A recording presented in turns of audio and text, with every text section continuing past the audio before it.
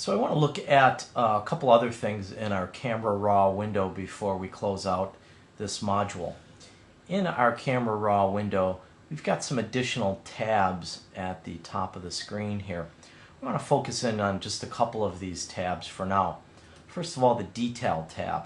This basically controls the amount of sharpening that takes place in a digital image.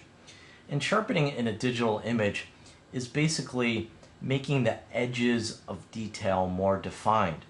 So while it comes with some benefit, it also has some drawbacks. So finding the correct amount of sharpening for any given photo is a little bit of trial and error. So let me show you what I'm talking about. In the lower left-hand corner, we can zoom in on this image. And again, this isn't changing the image size, it's just changing the view that we're seeing it at on the screen here. So I'm going to change that to 100%, and we'll look in this sand area here. And as you see, I move the sharpening to the right. You can see some of this very subtle detail in the sand is starting to make an appearance, which is really awesome.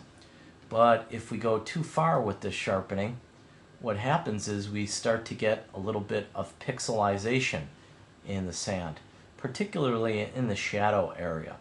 And this is something we want to avoid. If we go up to the sky also, you can see that that sky is supposed to be really smooth blue, and in this level of sharpening we've just got a lot of random what we call noise in an image going on here.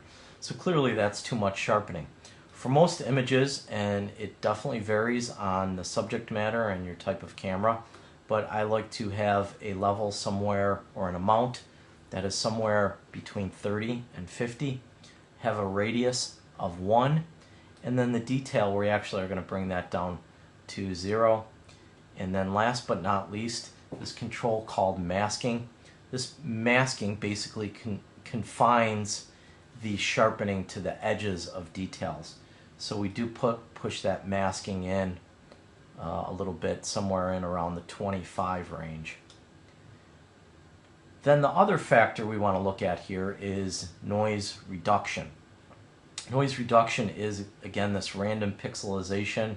It's very prominent in the shadow areas, and as you get into higher ISOs in your photographs, you tend to pick up a lot of noise. The noise reduction filter basically gets rid of that noise, although it's not the best approach to getting rid of the noise, because it kind of eliminates some of that detail that you just brought in. So you can see as I move this to the right, we are getting rid of some of that noise or that random pixelization in the shadow area. However, it's also eliminated some of our nice detail in the photograph. So again, you kind of got to balance out the two. A nice level of sharpening and noise reduction is kind of a compromise between the two different things. So noise reduction and sharpening are two other great things that we can apply in Camera Raw to our images before we actually physically open them up in Photoshop. So I'll just open this image and give you a view of what it looks like.